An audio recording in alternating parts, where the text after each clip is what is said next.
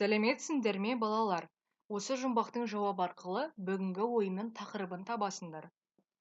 Домалақ қой сүйегі, балалардың сүйгені, қазақтың бір ойыны, айтшы бұл нәрсені.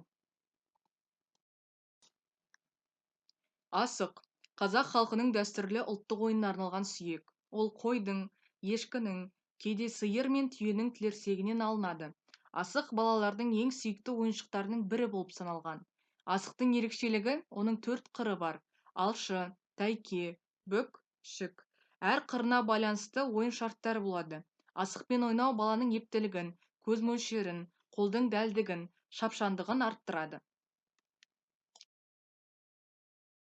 Балалар, мына суреттерге қарап, бүк жатқан асықты табыңдар.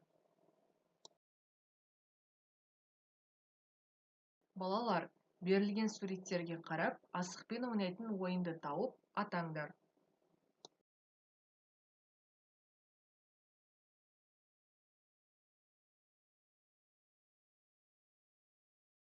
Балалар, әр көрсетілген суреттерге қарап, ойынның атын атаңдар.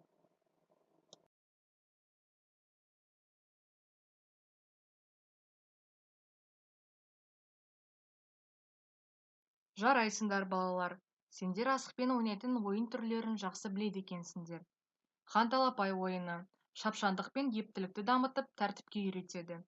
Бес асық ойыны қолдың ептілігі мен дәлдікті арттырады.